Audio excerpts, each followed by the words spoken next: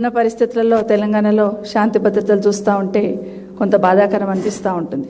ఒకప్పుడు తెలంగాణ పోలీస్ అంటే దేశంలో మొదటి స్థానంలో, అందులో మన దక్షిణాది రాష్ట్రాల్లో కూడా మొదటి స్థానంలో నిలిచి దేశంలో మొదటి స్థానంలో నిలిచేది.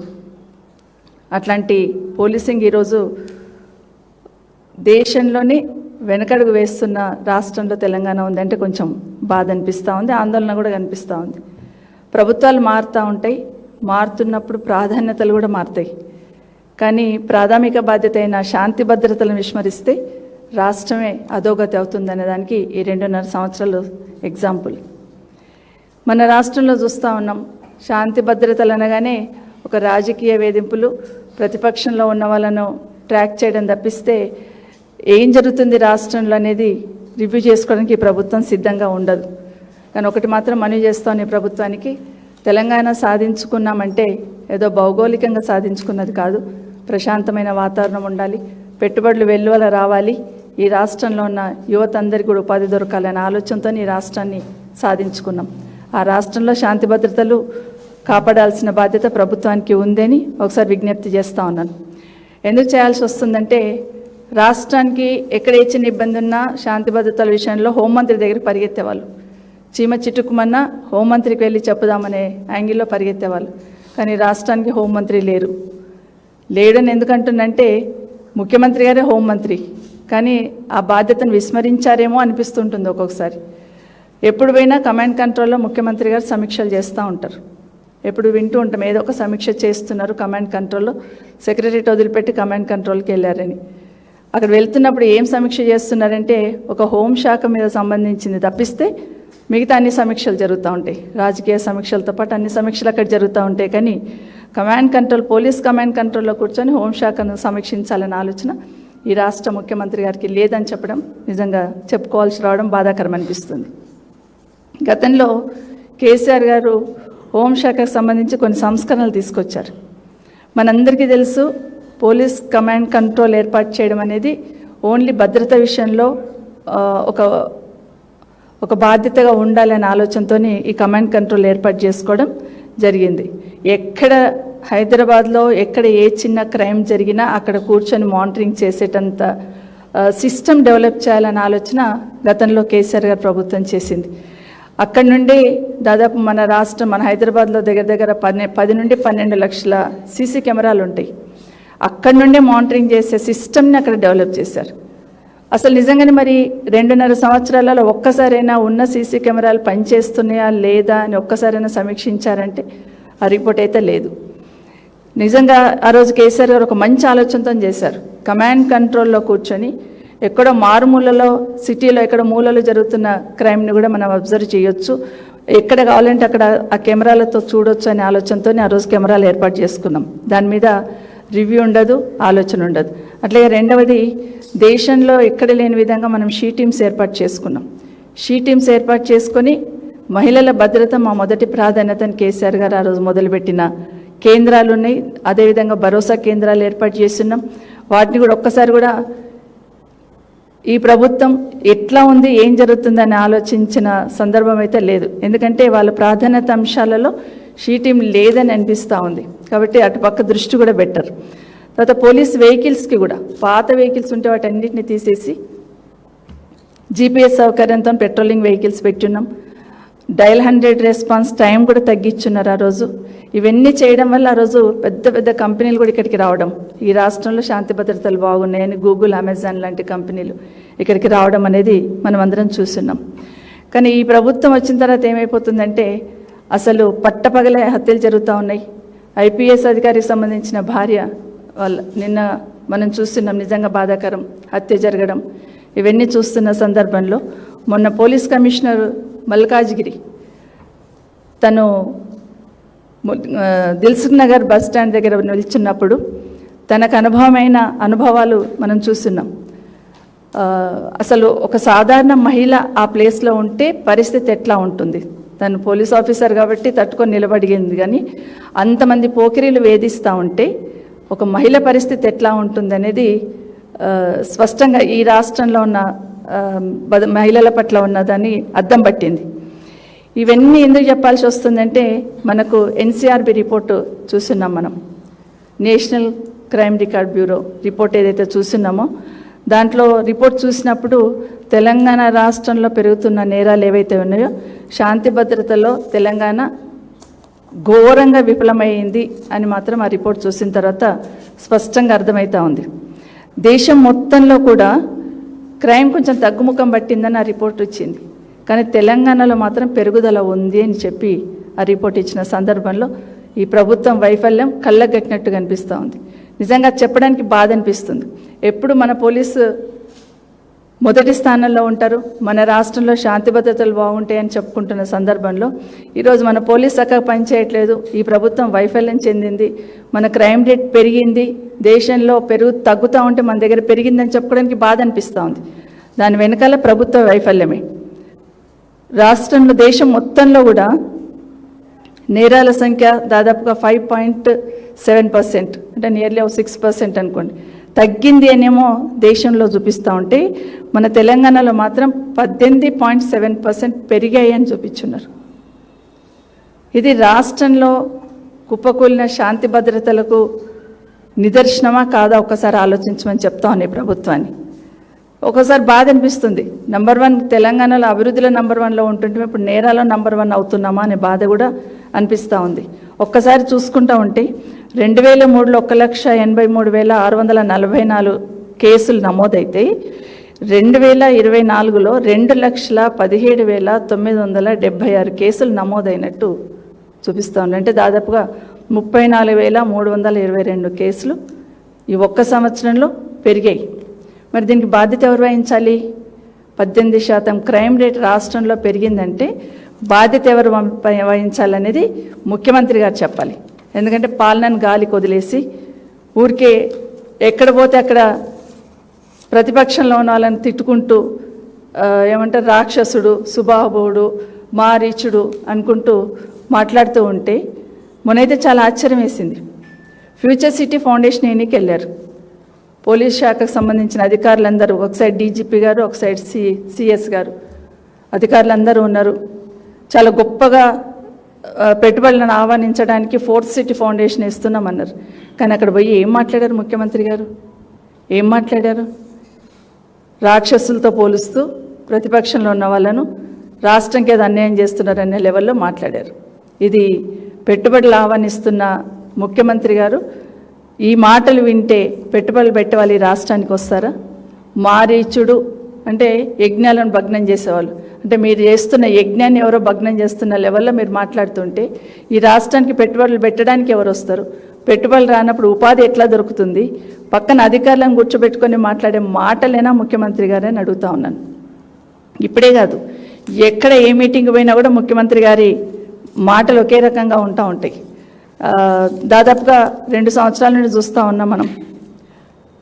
అంటే అవి చెప్పడం నాకు ఇష్టం ఉండేదనే తప్పట్లేదు. సీఎం గారు మాట్లాడే మాటలు తొక్కుతా, పాతి పెడతా, బొంద పెడతా, పేగులు తీస్తా, ఇవన్నీ మాట్లాడుతూ ఉన్నప్పుడు సామాన్యుడు ఎక్కడ పోతాడు? ఏం జరుగుతుంది రాష్ట్రంలో? తండ్రిలా కాపాడాల్సిన ముఖ్యమంత్రి గారి నోటి నుండి ఈ మాటలు వస్తూ ఉంటే కింద ఏదైనా సమస్య ఎదుర్కొంటున్న సామాన్యుడు ఎక్కడ పోతాడని ముఖ్యమంత్రి గారిని అడుగుతా ఉన్నాను. నిజంగా ఒక్కసారి ఆలోచించండి. నేను ఇప్పుడే మాట్లాడుతున్నప్పుడు ఐపీఎస్ అధికారి భార్య హత్య జరగడం, కోర్ సిటీలో నిత్యం రద్దీగా ఉండే సిటీలో హత్య జరగడం తప్పించుకోవడం. మొన్న కరీంనగర్లో ఒక నగల షాప్లో ఏ విధంగా బీభత్సం సృష్టించారో, ఏ విధంగా నగలు తీసుకెళ్ళి పారిపోయారో, కూతవేట్లో సెంట్రల్ కేంద్ర హోం సహాయ శాఖ మంత్రి గారు ఉన్నా కూడా అట్లాంటి పరిస్థితి వచ్చిందంటే ఈ రాష్ట్రంలో శాంతి భద్రతలు ఎట్లా ఉన్నాయనేదానికి అద్దం పడుతుంది. అది పక్కన సెంట్రల్ హోమ్ మినిస్టర్ గారి ప్రోగ్రాం కూతవేట్లో జరుగుతుంది. అక్కడ నిర్భయంగా గన్స్ తీసుకొని ఆ షాప్లో బెదిరించి నగలు ఏ విధంగా తీసుకెళ్లారనే దానికి ఈ రాష్ట్రంలో శాంతి భద్రతలకు అద్దం పడుతుంది. కేంద్ర హోంశాఖ మంత్రి గారన్నా నెక్స్ట్ డే రివ్యూ చేసి అధికారంలో ఉన్న ఇక్కడ తెలంగాణలో ఉన్న పోలీస్ అధికారులను పిలిచి రివ్యూ చేయాల్సిన బాధ్యతను కూడా విస్మరించున్నారు కేంద్ర హోంశాఖ మంత్రి గారు కూడా. ఒకవేళ రాష్ట్రం నెగ్లెక్ట్ చేస్తే కేంద్రం ఇమీడియట్గా రియాక్ట్ అవ్వాలి. అట్లాంటిది మీ కార్యక్రమం పక్కనే జరుగుతూ ఉన్నప్పుడు రాష్ట్రంలో ఈ విధంగా ఇన్సిడెంట్ జరిగినప్పుడు రాష్ట్ర ప్రభుత్వం రివ్యూ చేయాలి ఇమీడియట్గా. రాష్ట్ర ప్రభుత్వం కనీసం వాళ్ళకు క్లారిఫికేషన్ కూడా అడగనట్టుంది. ఏం జరిగింది అని కూడా ప్రభుత్వం నుండి నివేదిక కూడా అధికారుల దగ్గర నుండి తెప్పించుకునే తీరిక ఈ రాష్ట్ర ముఖ్యమంత్రి గారికి లేదు. అలాంటి నివేదిక తెప్పించుకున్నట్టు కూడా కనిపించలేదు. మరి పక్కనే ఉన్న కేంద్ర హోంశాఖ మంత్రి గారైనా నెక్స్ట్ డే ఇమీడియట్గా రాష్ట్ర డీజీపీ గారిని పిలిచి రివ్యూ తీసుకోవాల్సిన సందర్భం, అది మర్చిపోయారు. ఇట్లాగే కాకుండా మనం చూస్తూ ఉన్నాం, గతంలో ప్రపంచ సుందరి మనుల పోటీ జరిగినప్పుడు అక్కడ వాళ్ళకు కూడా ఎలాంటి వేధింపులకు గురైన మేమనేది ప్రపంచం నుండి వచ్చిన ఆ మహిళా సోదరిమని అక్కడ పోతే తల ఎవరు ఉంచుకోవాలండి? తెలంగాణ వాళ్ళని ఉంచుకోవడం కదా. అలాంటి సందర్భం చూస్తున్నాం. పట్టపగలే నడి రోడ్డు మీద కత్తులతోని నిన్న ఒక అబ్బాయిని నరికేసిన సందర్భం చూస్తున్నాం. అంటే భయం అనేది ఉందా అసలు? ఈ రాష్ట్రంలో పోలీసు ఉన్నారు, పోలీసింగ్ వ్యవస్థ ఉంది అనే భయం ఎక్కడైనా ఏ కోశాన్ని ఎవరికైనా కనిపిస్తుందంటే ఏమీ లేదు. విచ్చలవిడిగా జరుగుతూ ఉంది. ఇక ఎమ్మెల్యే క్యాంపు కార్యాలయాలు అయితే గత 2 సంవత్సరాల నుండి ఎమ్మెల్యే క్యాంపు కార్యాలయం మీద విచ్చలవిడిగా దాడి చేస్తూ ఉంటే ఈ ప్రభుత్వంలో ఉన్న పెద్దలు కానీ, ఈ ప్రభుత్వంలో ఈ పోలీస్ శాఖకు సంబంధించిన పెద్దలు కానీ ఊరికే ఉత్సవ విగ్రహాలాగా చూస్తూ ఉన్నారు. సిద్దిపేట క్యాంప్ కార్యాలయం మీద దాడి జరిగింది, సిరిసిల్లలో జరిగింది, గజ్వెల్లో జరిగింది, అట్లాగే సుందర లక్ష్మారెడ్డి గారి దగ్గర జరిగింది, మెడ్చల్, మల్కాజ్గిరి, మొన్న గంగుల కమలాకర్ గారు. మొన్నైతే ఆశ్చర్యం వేసింది. అంటే పోలీస్ డిపార్ట్మెంట్ సంబంధించిన వాళ్ళు అక్కడ వీళ్ళు దాడి చేస్తూ ఉంటే వాళ్ళు అనుకుంటే ఎందుకు కంట్రోల్ చేయలేరు? కానీ బతిన్లాడుకుంటూ పక్క తీసుకెళ్ళి వదిలిపెట్టి అదేదో పిల్లలాటలాగా చూస్తుంటే అక్కడ కౌశిక్ వెహికల్ మీద జరిగిన దాడి కానీ, మొన్న గంగుల కమలాకర్ గారి పార్టీ ఆఫీస్ మీద జరిగిన దాడి చూస్తూ ఉంటే ఏ విధంగా నటించిండ్రు పోలీస్ శాఖకు సంబంధించిన సోదరులు అనేది స్పష్టంగా ప్రజలకు అందరికీ అర్థమవుతుంది. ఎందుకంటే ఇప్పుడు ఒక వీడియో అందుకే చూపిస్తాను చెప్తున్నాను. కేంద్ర మంత్రి గారిని ఎందుకు అడుగుతున్నాను నేనంటే, అక్కడ ఆ జిల్లాలో మీరున్నప్పుడే ఇన్సిడెంట్ జరుగుతూ ఉంది. నగల దొంగతనం మీరున్నప్పుడే జరిగింది. అదేవిధంగా క్యాంప్ కార్యాలయం మీద దాడి జరిగింది. అట్లాగే ఎమ్మెల్యే గారి వెహికల్ మీద జరిగింది. దానికి శాంతి భద్రతలు వైఫల్యం చెందుతున్న ఇండికేషన్ కరెక్ట్ కనిపిస్తూ ఉన్నప్పుడు కేంద్రం తరఫున మీరైనా బాధ్యతగా తీసుకొని రివ్యూ చేసి ఏం జరుగుతుంది రాష్ట్రంలో అని అడగాల్సిన బాధ్యత మీకైనా ఉందా లేదా అని అడుగుతా ఉన్నాను. ఎందుకంటే మీరు మాట్లాడిన మాటలు కూడా బాధేసినాయి మాకు.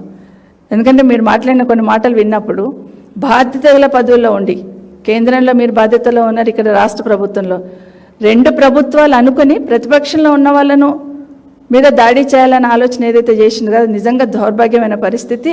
అది తెలంగాణ ప్రజలు గమనిస్తూ ఉన్నారు కూడా. ఒక 2 పాయింట్స్ అండి. మిస్టర్ కౌశిక్ రెడ్డి, నోరు అదుపులో పెట్టుకో. ఇతరుల వ్యక్తిగత అంశాల మీద వ్యక్తిగతంగా దాడి చేయడం మానుకోకపోతే ఇదే విధంగా దాడులు చేసినటువంటి పరిస్థితి ఉందని. తెలంగాణలో ఒక ప్రశాంతమైనటువంటి వాతావరణం ఉంది. ఈ వాతావరణాన్ని చెడగొడితే ఎట్టి పరిస్థితుల్లో కూడా ఊరుకునేది లేదు. ఇక్కడ ఉన్నది రేవంత్ రెడ్డి గారి సర్కార్. శాంతి భద్రతల పట్ల నిఘాగా కలిగితే ఎట్టి పరిస్థితుల్లో కూడా ఊరుకునేది లేదు. నువ్వు ఎన్నోసార్లు మీరు మీ నాయకులు ముఖ్యమంత్రి రేవంత్ రెడ్డి గారి మీద, అధికారుల మీద, కేంద్ర మంత్రుల మీద ఇష్టానుసారం మాట్లాడినరు. ఇప్పటిదాకా నడిచింది, ఇప్పటిదాకా నడవదు, ఇక్కడ నుంచి నడవదని చెప్తున్నా. ఇప్పటికైనా మీరు ఒళ్ళు దగ్గర పెట్టుకొని మాట్లాడండి. మీరు మీ కేటీఆర్ కావచ్చు, హరీష్ రావు కావచ్చు, ఎవరైనా ఒళ్ళు దగ్గర పెట్టుకొని మాట్లాడండి. మా సహనానికి ఓపిక, మా సహనానికి ఇంకా పరీక్ష పెట్టే ప్రయత్నం చేయదు. ఇక్కడి నుంచి మీరు పిచ్చి పిచ్చి కూతరు, కారు కూతరు మారకపోతే, వ్యక్తిగతంగా దాడులు కనుక మీరు మారకపోతే ఎక్కడ దొరికితే అక్కడ మిమ్మల్ని దాడులు చేసేటువంటి పరిస్థితులని ఇప్పటికైనా బుద్ధి తెచ్చుకో. ఇదొక కలిసికండి, నీకు ఒక పునర్జన్మ అనుకో. ఇక్కడ కరీంనగర్లా ఇప్పటికే కనీసం కొట్టకుండా వదిలేసిండ్రు. ఇక్కడ నుంచి నోరు అదుపులో పెట్టకపోతే ఎక్కడ దొరికితే అక్కడ అందరూ కూడా, ప్రజలందరూ కూడా తిరగబడి కొట్టాల్సి వస్తుంది మిమ్మల్ని, మీ పార్టీ నాయకుల్ని. రాజకీయాల ఉందాక ఉండాలి, ఒక ఉందంతరంగా ఉండాలి, మంచి భాష మాట్లాడాలి. అదంతా పోయి ఇష్టం. బండి గారిది లేదా? సంజయ్ గారిది ఉందా? మీరు మేము కొట్లాడుకుని కాదు, కాంగ్రెస్ బీజేపీ కొట్లాడుకుని కాదు. ఇప్పుడు అక్కడక్కడ కొంచెం కొంచెం ఉన్న బీఆర్ఎస్ పార్టీ ఆయన బొంద పెట్టాలి ఫస్ట్. అదొక పాయింట్ సార్. మీరు మేము కొట్లాడుకుని కాదు, కాంగ్రెస్. కేంద్ర మంత్రివర్యులు ఏం చెప్తున్నారు? బీజేపీ కాంగ్రెస్ కొట్లాడుకుంటూ కాదు, బీఆర్ఎస్ పార్టీని పొందబెట్టాలి, ముందు ఆ పని చూద్దాం అంటున్నారు. ఒక ఎమ్మెల్యే గారు ఏమంటున్నారు? దాడి చేస్తాము, మీరు మాట్లాడిన మాటలకు దారి చేస్తాం అంటున్నారు. మరి ముఖ్యమంత్రి గారు మాట్లాడిన మాటలకు గత 2 సంవత్సరాలు ముఖ్యమంత్రి గారు ఎన్ని మాటలు మాట్లాడారు? ఆ మాటలకు ఎన్నిసార్లు దాడి చేయాలి అట్లంటే? కానీ మా సంస్కృతి అది కాదు. మాటలు మాట్లాడుతున్నప్పుడు ఒళ్ళు దగ్గర పెట్టుకొని మాట్లాడండి అంటున్నారు గౌరవ శాసనసభ్యులు. ఎస్, అందరం అదే చేద్దాం. ఒళ్ళు దగ్గర పెట్టుకొని మాట్లాడమే నేర్చుకుందాం మనం. ఎందుకంటే ఈరోజు మాట్లాడుతూ బండి సంజయ్ గారు గౌరవ మంత్రివర్యులు రాష్ట్ర ప్రభుత్వానికి ఇలా జరిగిందని గట్టిగా అధికారులను పిలిచి మందలించాల్సింది పోయి మనిద్దరం కలిసి కేంద్ర రాష్ట్ర ప్రభుత్వాలు 2 కలిసి బీఆర్ఎస్ పార్టీని పొందబెడదామనే లెవెల్లో మాట్లాడుతున్నారు. ఇదెక్కడ సంస్కృతి? శాంతి భద్రతలు కాపాడాలనా లేకపోతే ప్రతిపక్షంలో పోలీస్ వాళ్ళకి ఏం డైరెక్షన్ ఇస్తున్నారండి మీరు? సెంట్రల్ గవర్నమెంట్ రాష్ట్ర ప్రభుత్వం 2 కలిసి, సెంట్రల్ హోమ్ మినిస్టర్ గారు బండి సంజయ్ గారు, రాష్ట్ర ప్రభుత్వంలో ఉన్న గౌరవ ముఖ్యమంత్రి గారు ఇద్దరు కలిసి పోలీస్ శాఖకి ఏమి ఇస్తున్నారు మీరు ఆదేశాలు? ప్రతిపక్షంలో ఉన్న వాళ్ళని టైట్ చేయండి, ప్రతిపక్షంలో ఉన్న వాళ్ళను కేసులు పెట్టండి, సోషల్ మీడియాలో ప్రతిపక్షంలో బీఆర్ఎస్ వాళ్ళు ఎవరైనా ఉంటే ఇమీడియట్గా కేసులు పెట్టండి, వాళ్ళని తీసుకొచ్చి స్టేషన్లో కూర్చోబెట్టండి. ఎంత దారుణం అయిపోయిందంటే, చిన్న ఎగ్జాంపుల్ చెప్పాలి ఈ సందర్భంలో. మొన్న ఈ మధ్య వికారాబాద్ వెళ్ళాను నేను. వికారాబాద్ నుండి మా చుట్టాలు చనిపోతే పరిగి జడ్చల్రా వెళ్ళాలి. జడ్చల్రా వెళ్ళాలంటే పరిగి దాటుకొని జడ్చల్రా వెళ్ళాలంటే కనీసం ఒక 50 మంది పోలీసులు నన్ను ట్రాక్ చేశారు. ఎందుకని? పరిగిలో ల్యాండ్ అక్విజిషన్ జరుగుతుంది, అక్కడ పోతానేమో అని. అదేదో నిషేధిత ప్రాంతం అయినట్టు నేనేదో తప్పు చేసినట్టు ట్రాక్ చేస్తున్నారు. ఇదెక్కడ సిస్టము? స్వేచ్ఛగా ప్రయాణం కూడా చేయలేకపోతామా? ఇవేం ఆంక్షలు? మా మీద పెట్టే నిఘాలో 1% ఈ నేరాల పట్ల నిఘా పెట్టారనుకోండి, తెలంగాణ రాష్ట్రం ఇట తలంచుకోవాల్సిన అవసరం ఉండదు. దేశవ్యాప్తంగా పోలీస్ వాళ్ళను పోలీస్ పని చేయనియండి. రాజకీయ వేధింపులకు, రాజకీయ కక్ష సాధించడానికి మొదటి ప్రాధాన్యత ఇస్తున్నారు. దయచేసి మార్చుకోమని గౌరవ ప్రభుత్వాన్ని, గౌరవ ముఖ్యమంత్రి గారిని, గౌరవ హోంమంత్రి గారిని కూడా కోరుతా ఉన్నాను. రాష్ట్ర హోంమంత్రి గారిని కోరుతా ఉన్నాను, కేంద్ర హోంమంత్రి సహాయ మంత్రి గారిని కూడా కోరుతా ఉన్నాను. ఇది క్రైమ్ రేట్ ఆ విధంగా 18.7% పెరిగింది. దీనికి బాధ్యత ఎవరు వహిస్తారు? నైతిక బాధ్యత వహించాలి, ప్రభుత్వం తరఫున సమాధానం కూడా చెప్పాలి. ఇక మిగతా అన్ని క్రైమ్ రేట్ చెప్తా ఉంటే ముఖ్యంగా మహిళల పట్ల ఏ విధంగా జరుగుతూ ఉన్నాయి నేరాలు అనే దానికి తెలంగాణ రాష్ట్రం ఏ లెవెల్లో ఉందనే దానికి నిన్న ఎన్సీఆర్బీ ఇచ్చిన రిపోర్ట్ను ఒక్క నిమిషం మీ ముందు పెట్టదలుచుకున్నాను. మహిళలపైన, చిన్నారులపైన జరుగుతున్న రేట్లో, క్రైమ్ రేట్లో తెలంగాణ దేశంలో ప్రథమ స్థానంలో, నార్త్ సదరన్ స్టేట్స్లో ప్రథమ స్థానంలో ఉంది. మన దక్షిణ భారతదేశంలో ప్రథమ స్థానంలో తెలంగాణ మహిళలు, చిన్నారుల పట్ల జరుగుతున్న నేరాలలో ప్రథమ స్థానంలో ఉంది. ఇది తలంచుకోవాల్సిన అవసరం లేదా? మహిళలను కోటేశ్వరులను చేస్తానన్నారు కదా, ముందు భద్రత కల్పించండి. కోటేశ్వరులు దేవుడు అడుగు, ముందు భద్రత కల్పించమని కోరుతామని ప్రభుత్వాన్ని.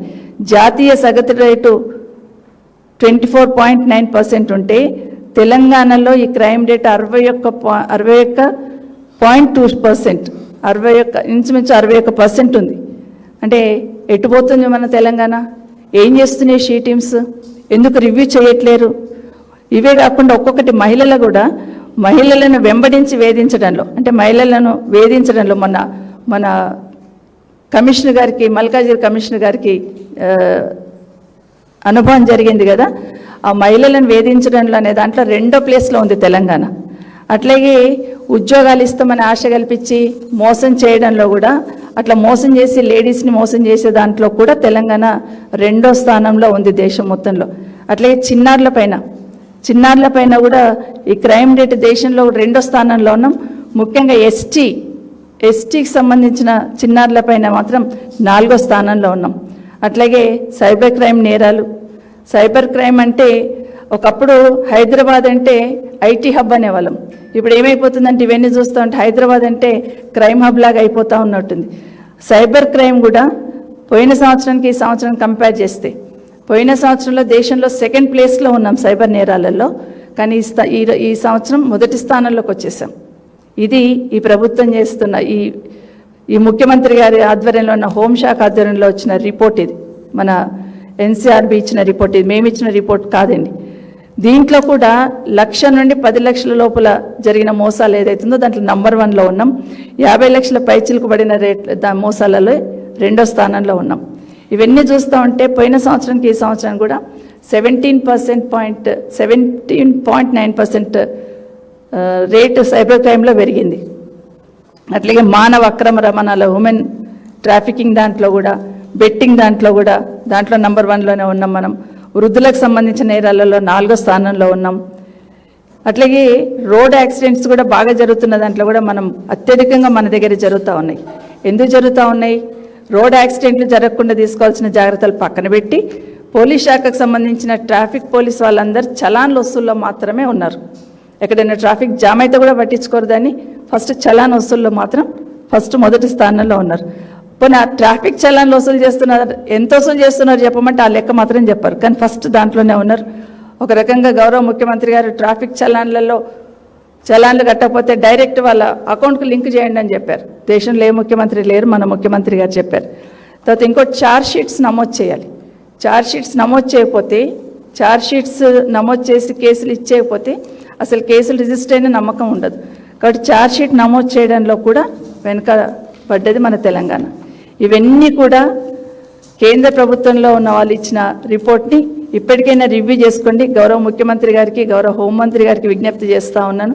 ఇప్పటికైనా హోంమంత్రి గారు పని చేయకపోతే ముఖ్యమంత్రి గారు రివ్యూ చేస్తారు. మరి ఇక్కడ హోంమంత్రి గారు పని చేయనప్పుడు ముఖ్యమంత్రి గారు మీరన్నా రివ్యూ చేయండి. రివ్యూ చేసి ఈ మళ్ళీ తెలంగాణ పోలీసుకున్న ప్రతిష్టను పెంచే ప్రయత్నం చేయండి. ఇదే కాకుండా ఇంకొక విషయం కూడా ముఖ్యమంత్రి గారు గమనించాలి.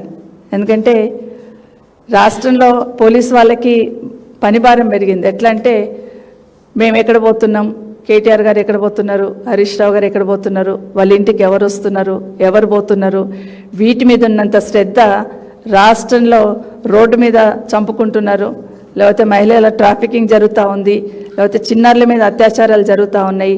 ఇవన్నిటి మీద దృష్టి లేదు ఈ ప్రభుత్వానికి. ఎంతసేపు బీఆర్ఎస్ పార్టీకి సంబంధించిన వాళ్ళు ఎటుపోతున్నారు, ఏం చేస్తున్నారు, ఏం చేస్తాం మేము ప్రజల తరపున ప్రశ్నిస్తాం. ప్రజల కష్టం లగచెల్లెల్లో ల్యాండ్ అక్విజిషన్ చేసినప్పుడు వాళ్ళ పక్షాన నిలబడి పోరాటం చేస్తున్నాం. మీరు లాఠీ చార్జ్ చేసి వాళ్ళను తీసుకెళ్లి జైల్లో కూర్చోబెడితే వాళ్ళ తరఫున ప్రశ్నించింది బీఆర్ఎస్ పార్టీ. ఈ రైతులకి ఈరోజు కళ్ళాలలో ధాన్యం అట్లాగే ఉంది కదా, ధాన్యాన్ని కొనండి అని వాళ్ళ గొంతుగా ప్రశ్నిస్తుంది బీఆర్ఎస్ పార్టీ. ప్రతిపక్షంగా ప్రజల పక్షాన ప్రజల గొంతుకై మాట్లాడుతున్నాం. దానికి మా వెనకాల పోలీస్ డిపార్ట్మెంట్ అంతా మా వెనకాలే ఉంటుంది. కానీ ముందు నేను ఈ ప్రభుత్వాన్ని రిక్వెస్ట్ చేస్తా ఉన్నా, ఈరోజు ఎన్సీఆర్బీ ఇచ్చిన రిపోర్ట్ ముందు పెట్టుకొని ఈ రాష్ట్రంలో ఎక్కడ వెనుకబడ్డాము, పోలీసింగ్ వ్యవస్థ ఎక్కడ నష్టం జరుగుతుంది, శాంతి భద్రతలకు ఏ విధంగా విఘాతం జరుగుతుంది, ప్రతిష్ట ఏ విధంగా దిగజారిపోయిందని రివ్యూ చేసుకోవాల్సిన బాధ్యత ప్రభుత్వం మీద ఉంది. ఆ విధంగా చేసినప్పుడే సామాన్య ప్రజలకు నమ్మకం అనేది కలుగుతుంది. ఆ విధంగా చేయాలని ఈ ప్రభుత్వాన్ని కోరుతా ఉన్నాను. ఎందుకంటే ఛార్జ్ షీట్ నమోదు చేయకపోతే అసలు కేసులే ఇది కావు. కేసులు కానప్పుడు, శిక్ష పడినప్పుడు నమ్మకం సన్నగిలుతూ ఉంటుంది. కాబట్టి ఛార్జ్ షీట్ల నమోదులు ఎందుకు వెనుకబడ్డమో వాళ్ళను రివ్యూ చేయాల్సిన అవసరం ఉంది. ఇవన్నీ కూడా ఒకటి. ఎందుకంటే మీరు తిట్టుకుంటూ, మీరు చేసుకుంటూ, మీరు దబాయించుకుంటూ, మీరు మాట్లాడితే ఒకటి, మేము మాట్లాడితే ఒకటి, మీరైతే నోటికి వచ్చినట్టు మాట్లాడవచ్చు. ప్రతిపక్షంలో ఉన్న బీఆర్ఎస్ పార్టీ తప్ప బీజేపీలో ఉన్న పెద్దలు నోటికి వచ్చినట్టు మాట్లాడవచ్చు, కాంగ్రెస్ పార్టీలో ఉన్న పెద్దలు నోటికి వచ్చినట్టు మాట్లాడవచ్చు, ముఖ్యమంత్రి గారు నోటికి వచ్చినట్టు మాట్లాడవచ్చు. కానీ బీఆర్ఎస్ పార్టీ మాట్లాడడానికి వీల్లేదు. మేము నోరు అదుపులో పెట్టుకునే మాట్లాడుతూ ఉంటాం. ఏది మాట్లాడినా ప్రజల పక్షాన మాట్లాడుతున్నాం తప్పిస్తే వ్యక్తిగతంగా మాట్లాడట్లేదు. కానీ దాన్ని కూడా బూచిగా చూపిస్తూ మా చుట్టూ తిప్పే బదులు పోలీసు వాళ్ళ పని వాళ్ళని చేయనీయండి. గతంలో ఏ విధంగా ఉండిందో షీ టీమ్ కరెక్ట్ పనిచేసేటట్టు చూడండి. సిటీలో ట్రాఫిక్ ఎక్కడ పడితే అక్కడ ట్రాఫిక్ కంట్రోల్ చేసే ప్రయత్నం చేయండి. నేరాలు అదుపు చేసే ప్రయత్నం చేయండి. నడి రోడ్డు మీద కత్తులతో శైర విహారం చేస్తున్నారు, వాళ్ళ పట్ల దృష్టి పెట్టండి. నిన్న చనిపోయిన మన పోలీస్ అధికారి, ఐపీఎస్ అధికారి, మాజీ అధికారి వాళ్ళ భార్యను ఇంట్లో చంపేసి పారిపోయి ఉన్నారు. మొన్న నగల షాపు దోసి పారిపోయి ఉన్నారు. ఇట్లాంటి వారి మీద దృష్టి పెట్టమని. ఎందుకంటే తెలంగాణకి ఒక మంచి ఇమేజ్ పెంచున్నారు కేసీఆర్ గారు. తెలంగాణ అంటే ఒక బ్రాండ్ ఇమేజ్లా పెంచున్నారు. అన్ని రంగాలలో ముందు తీసుకుపోయి రైతులకు అండగా ఉన్నారు. ఆ రోజు తాగునీటికి సమస్య లేకుండా మిషన్ భగీరథ ద్వారా చూస్తున్నారు. కళ్యాణ లక్ష్మి లాంటి కార్యక్రమాలు చేసి ఆడబిడ్డకు అండగా ఉన్నారు. షీ టీమ్ లాంటి తీసుకొచ్చి భద్రత కల్పించున్నారు. ఒక ఇమేజ్ బిల్డప్ చేశారు. ఆ ఇమేజ్ డ్యామేజ్ కాకుండా ఉండేటట్టు, శాంతి భద్రతలు కాపాడేటట్టు, ఈ రాష్ట్రం నేరాలకు నిలయంగా మారకుండా ఉండేటట్టు ఈ ప్రభుత్వం చర్యలు తీసుకోవాలని కోరుతా ఉన్నాను.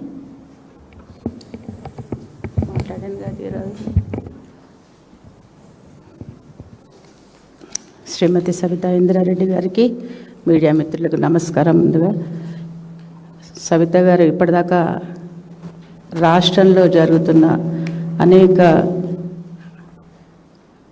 జరగకూడని విషయాలు, ఈ క్రైమ్ రేట్ ఎట్లా పెరిగిపోతుంది, దీనికి కారణం ఏంటి, వైఫల్యం ఏంటి, పోలీస్ వ్యవస్థలో ఉన్న వైఫల్యం గురించి చాలా చక్కగా వివరించినారు. ఇది చాలా అలార్మింగ్ అంటే ఇంకా అలార్మింగ్. ఇది చాలా ఇట్లాంటి వ్యవస్థలో ప్రజలందరికీ ఇంకా నమ్మకం పోతుంది. ప్రభుత్వం అంటే మమ్మల్ని రక్షిస్తుంది, మాకు కావలసినవి సమకూర్చుతుంది అనే ఒక మంచి అభిప్రాయమే వెళ్ళిపోతుంది. అట్లాంటిది మంచిది కాదు రాష్ట్రానికి. ఇట్లా మనకి ఒక ఎటువంటి భరోసా లేని రాష్ట్రానికి ఎవరన్నా రావడానికి, టూరిస్ట్ రావడానికి కావచ్చు, లేకుంటే ఒక మంచి కంపెనీలు రావడానికి కావచ్చు, ఏదన్నా నెలకొల్పాలి, ఇక్కడ ఏదన్నా మంచి పరిశ్రమలు పెడదామంటే వాళ్ళకి అందరికీ కూడా భయంగానే ఉంటుంది. ఇట్లాంటి పరిస్థితిలో ప్రజలకు పూర్తిగా నమ్మకాన్ని కోల్పోతున్న ప్రభుత్వం ఇది కరెక్ట్ కాదని మరొకసారి విన్నవించుకుంటున్నాను. నిన్న జరిగిన విషయం ఇప్పటిదాకా సబితారెడ్డి గారు చెప్పారు. ఒక పోలీసు అంటే రిటైర్డ్ పోలీస్ ఆఫీస్ ఇంట్లోనే అలా జరిగింది అని అంటే, ప్రశాసన్ నగర్ మనకి ఇక్కడ కూతవేడు దూరంలో ఉంది. ప్రశాసన్ నగర్ అంటే ఆల్మోస్ట్ వాళ్ళందరూ పోలీస్ ఆఫీసర్స్ కోసం కేటాయించబడిన ప్లాట్స్ అవన్నీ. అక్కడ అందరూ కూడా ఆఫీసర్సే ఉంటారు. అక్కడ చాలా ప్రశాంతమైన ప్లేసు, చాలా పకడ్బందీగా ఉన్న ప్లేస్ అది. అటువంటి ప్లేస్లో ఏదో మూలకొట్టు, ఏ మూలకో ఎక్కడో తెలియని ప్లేసు అన్నట్టు కాకుండా అందరికీ తెలిసిన ప్లేసు జూబ్లీ హిల్స్లో. ఇలాంటి ప్లేస్లో ఇలాంటి అఘాయిత్యం జరుగుతుంది అని అంటే క్రైమ్ రేటు ఏ స్థాయిలో ఉందో అన్న సంగతి కొంచెం ఒకసారి పరిశీలించుకోవాలి. దురదృష్టవశాత్తు ఏంటి అదృష్టమా దురదృష్టమా తెలియదు, కానీ పోలీస్ కోసం అంటే ఒక హోమ్ మినిస్ట్రీ అంటూ ఒకటి కనిపించడం లేదు. అది చాలా దురదృష్టకరమైన విషయం. ఇప్పటిదాకా క్రైమ్ రేటు మన తెలంగాణలో పెరుగుతున్న క్రైమ్ రేట్ని చూసే ఉంటే చాలా విచారకరంగా ఉంది.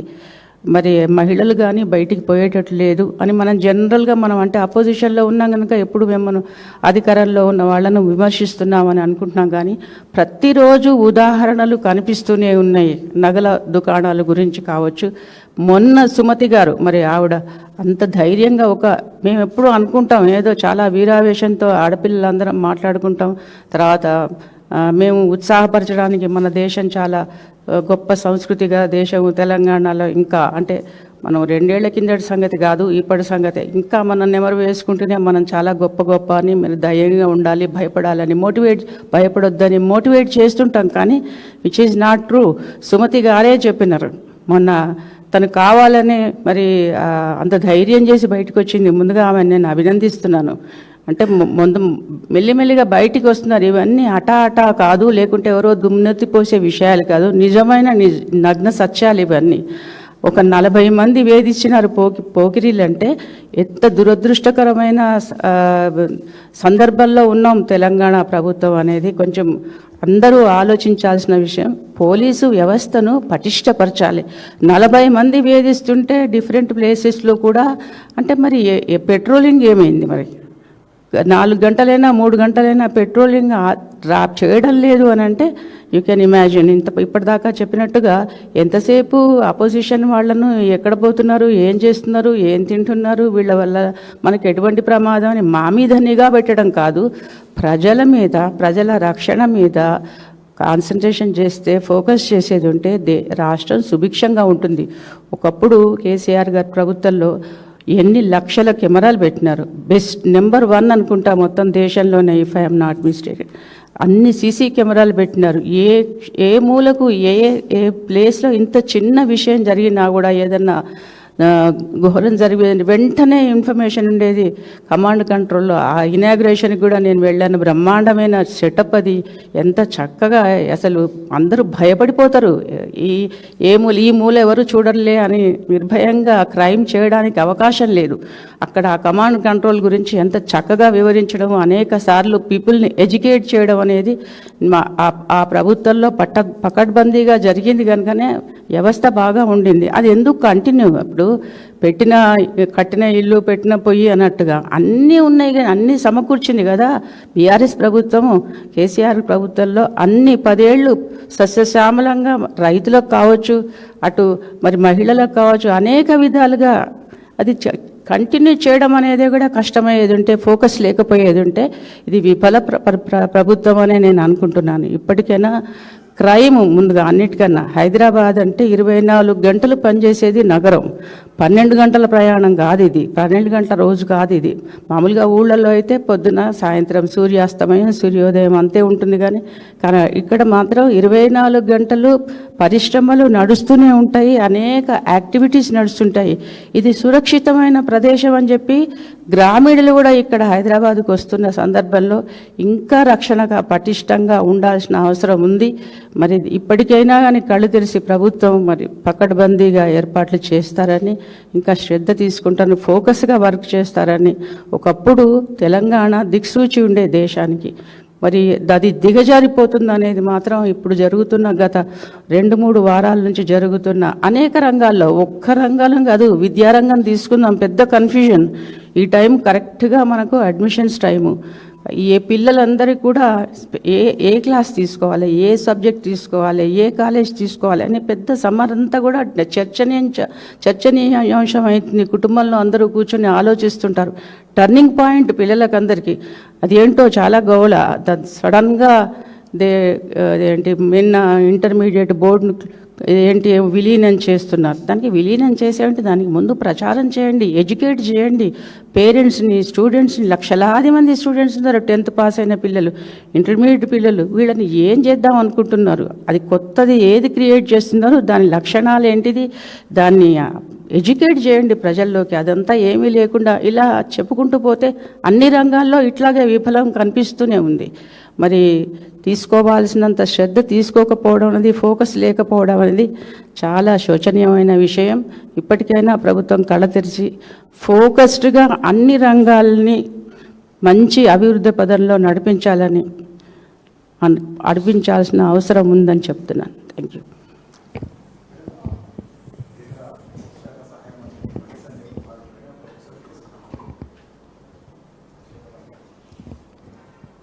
డెఫినెట్గా ఎంక్వైరీ చేయాలి కదా.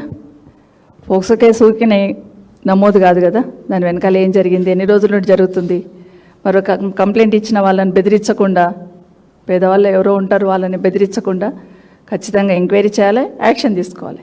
మంత్రి కొడుకైనా సామాన్యుడైనా చట్టానికి అందరం ఎవరం అతీతులం కాదు, అందరం చట్టానికి లోబడే పనిచేయాలి. కాబట్టి ఖచ్చితంగా యాక్షన్ తీసుకోవాలి, ఎంక్వైరీ చేయాలి, గట్టిగా యాక్షన్ తీసుకోవాలి.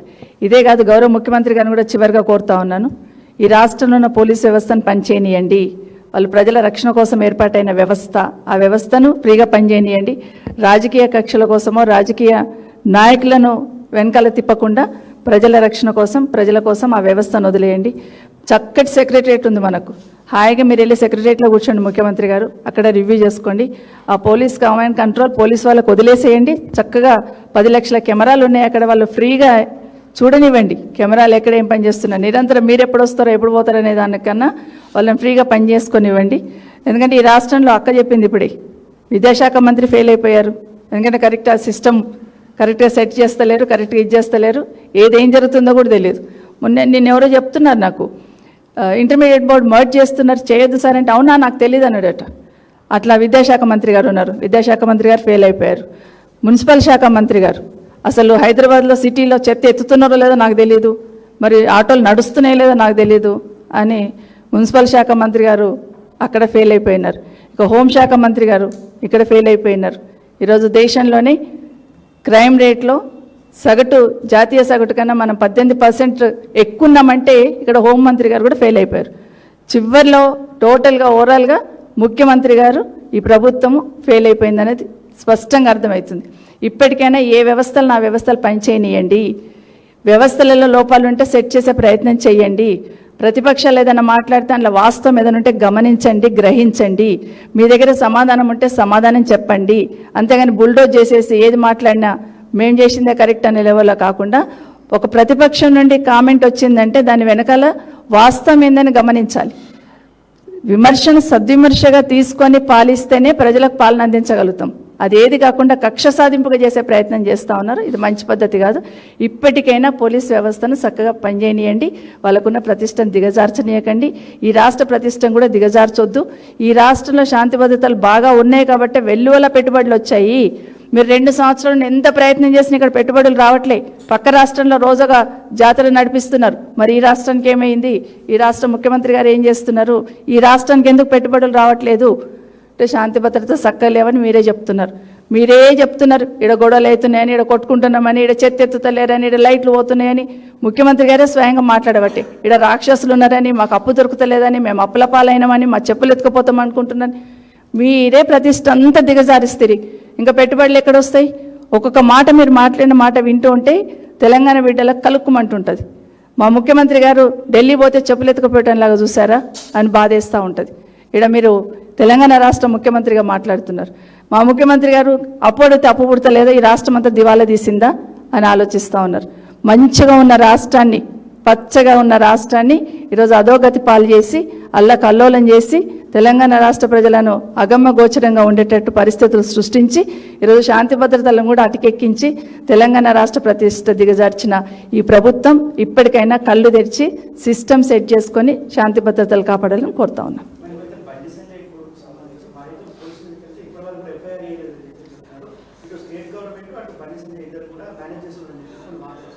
అందుకే చెప్తున్నాను, బండి సంజయ్ అంటే కేంద్ర మంత్రి గారు కొడుకా లేకపోతే ఎవరి కొడుకా అని కాదు. తప్పు చేసినప్పుడు తప్పకుండా సామాన్యుడికి ఏ చట్టం ఉంటుందో ఆయన కూడా అదే చట్టం ఉండాలి. ఎవరైతే కంప్లైంట్ ఇచ్చిండ్రో ఆ కంప్లైంట్ రిసీవ్ చేసుకోవాలి. ఖచ్చితంగా ఫోక్సో కేసు పెట్టాల్సిందే. ఎందుకంటే ఆ అమ్మాయి 17 years అని విన్నాను నేను కూడా ఇప్పుడు రిపోర్ట్ తీసుకుంటే. కాబట్టి పెట్టాల్సిందే, కేసు రిజిస్టర్ చేయాల్సిందే, చట్టపరంగా చర్య తీసుకోవాల్సిందే.